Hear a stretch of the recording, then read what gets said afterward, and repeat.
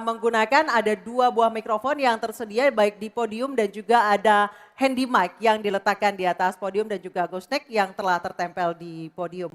Untuk itu kami persilakan calon presiden nomor urut 3 Bapak Ganjar Pranowo menyampaikan visi misi dan program kerja. Kami persilakan Bapak untuk menuju ke podium. Dalam waktu 4 menit dimulai saat Bapak berbicara.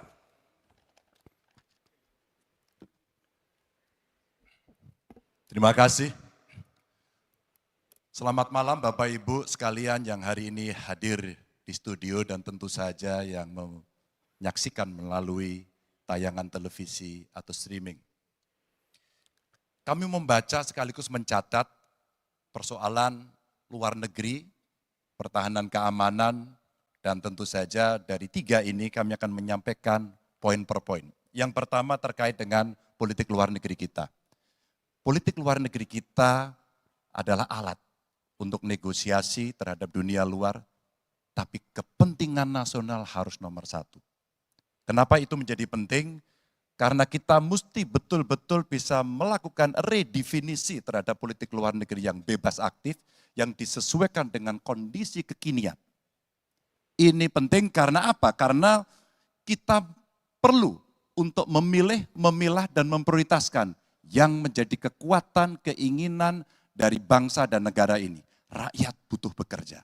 Rakyat butuh lapangan kerja lebih banyak. Investasi harus lebih banyak. Maka kita mesti memperkuat infrastruktur diplomasi kita, duta besar, para diplomat, dan tentu saja inilah yang mesti kita berikan penugasan-penugasan untuk membereskan persoalan-persoalan kepentingan ekonomi nasional dalam konteks kekinian. Dan tentu saja kita tidak pernah lupa, Indonesia selalu setia pada kesepakatan yang pernah diambil. Dekolonisasi yang dilakukan mendorong, meyakinkan kita semua untuk membebaskan seluruh bangsa tanpa boleh mengintervensi satu dengan yang lain. Dan inilah komitmen kita pada kemerdekaan Palestina yang kita dukung terus-menerus. Maka kalaulah kemudian itu kita kerjakan, beberapa problem krisis iklim barangkali akan kita selesaikan dengan membawa pola-pola diplomasi sesuai dengan kekinian yang diperlukan. Atau barangkali kepentingan UMKM yang mesti kita bawa ke dunia internasional seperti praktek yang pernah kami lakukan di Jawa Tengah. Dan itu membuat masyarakat akan merasakan politik luar negeri jauh lebih baik.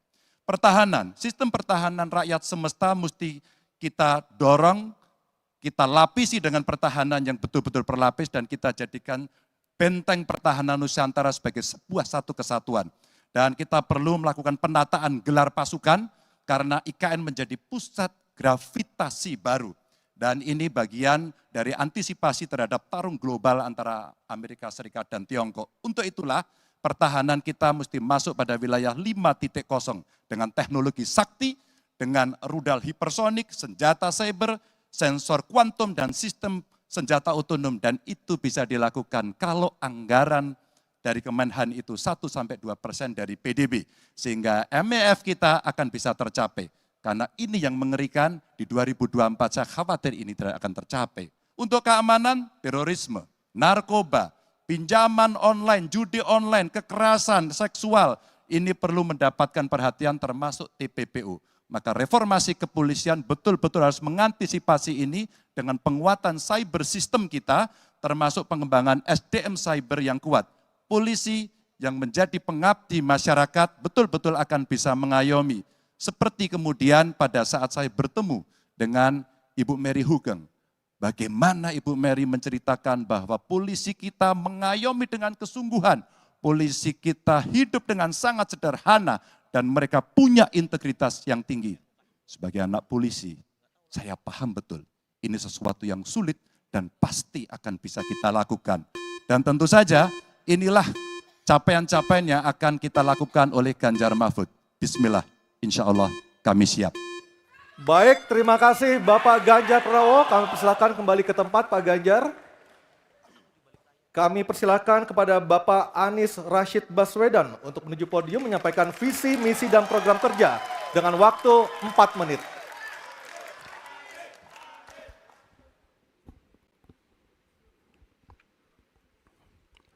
Assalamualaikum warahmatullahi wabarakatuh.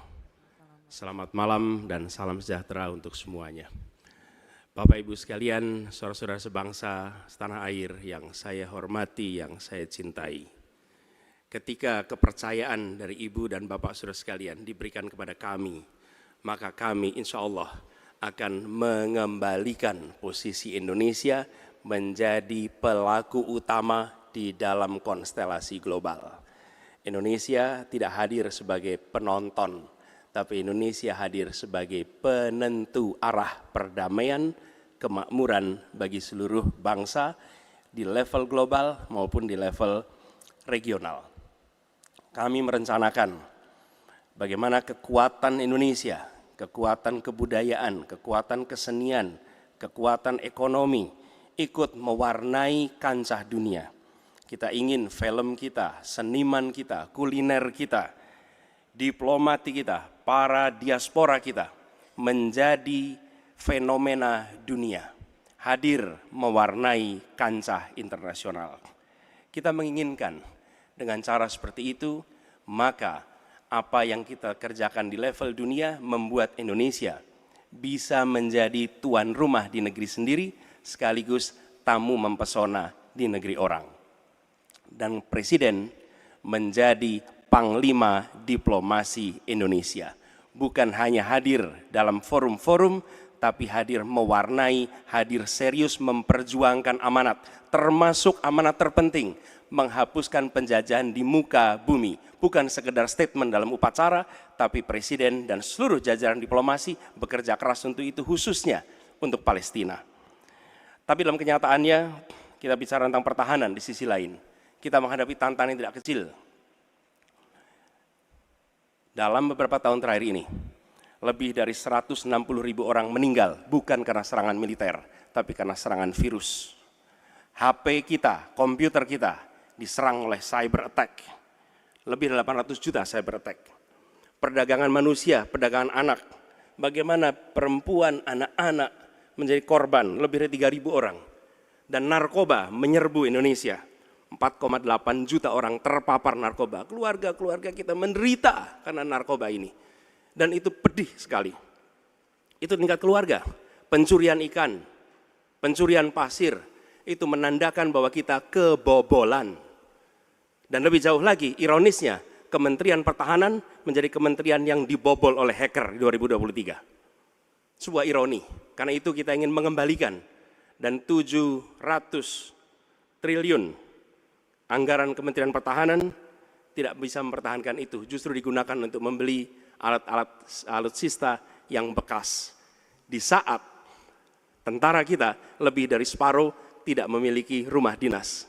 Sementara menterinya punya, menurut Pak Jokowi, punya lebih dari 340 hektar tanah di Republik ini. Ini harus diubah.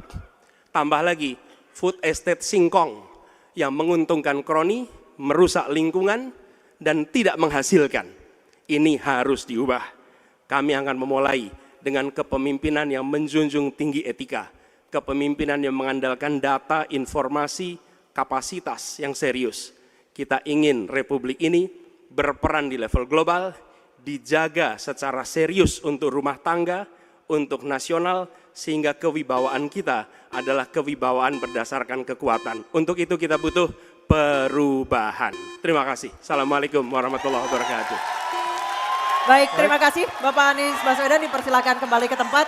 Harap tenang. Harap tenang, harap Kita tenang sudah hadirin, paham? harap tenang dulu. Baik, selanjutnya Harap tenang. kami persilakan kepada calon Presiden nomor 2 Bapak Prabowo Subianto untuk menuju podium menyampaikan visi misi dan program kerja. Harap tenang, ada waktunya. Harap tenang. Waktu Anda 4 menit dimulai ketika Bapak berbicara, silakan. Bismillahirrahmanirrahim. Assalamualaikum warahmatullahi wabarakatuh. Salam sejahtera kita sekalian. Shalom, Om Swastiastu, Namo Buddhaya, salam kebajikan. Bapak-bapak, ibu-ibu sekalian yang saya hormati. Malam ini kita membicara tema-tema yang sangat penting. Pertahanan, hubungan internasional, geopolitik, globalisasi, keamanan.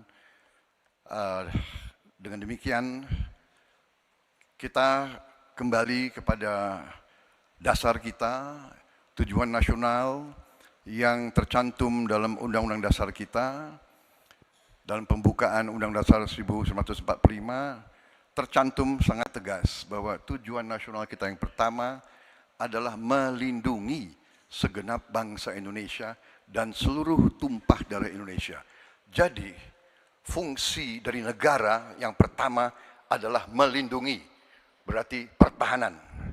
Saudara-saudara, kita memahami negara kita sangat besar, sangat kaya, ratusan tahun negara-negara dari jauh datang ke Nusantara ini untuk intervensi, untuk mengganggu, untuk adu domba, dan untuk mencuri kekayaan kita. Sampai kita merdeka, kita pun harus berhadapan dengan kekayaan alam kita diambil dengan murah. Karena itu, untuk kita menjadi negara makmur, untuk kita menjadi negara sejahtera, untuk rakyat kita hidup layak, punya pekerjaan layak, kita harus menjaga kekayaan kita. Kita harus menjaga dan habis itu kita harus mengelola kekayaan kita.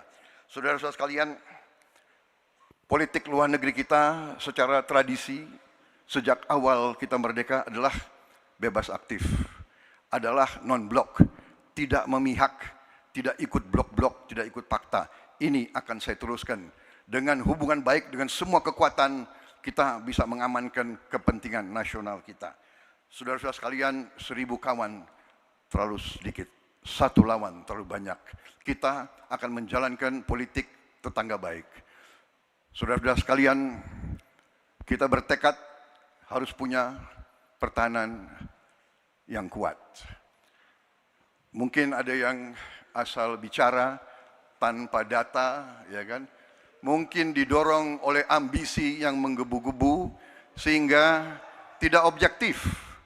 Saudara-saudara sekalian, saya sebagai Menteri Pertahanan berpegang kepada doktrin, kepada strategi nasional, dan semuanya adalah atas dasar kepentingan bangsa dan rakyat Indonesia, dan saya mampu mempertanggungjawabkan, dan saya berkeyakinan hanya dengan pertahanan yang kuat kita akan dihormati, kita akan menjaga kepentingan nasional kita. Kalau kita buka buku ilmu pengetahuan yang paling dasar, kekuatan nasional harus ada kekuatan militer. Tanpa kekuatan militer, sejarah peradaban manusia mengajarkan bahwa bangsa itu akan dilindas seperti di Gaza sekarang ini. Akan diambil kekayaannya, akan diusir dari tanah airnya. Tidak bisa tidak, kita harus kuat. Kita harus kuat. Terima kasih. Wassalamualaikum warahmatullahi wabarakatuh. Baik. Waalaikumsalam warahmatullahi wabarakatuh. Kami persilakan kembali Pak Prabowo, kita berikan apresiasi.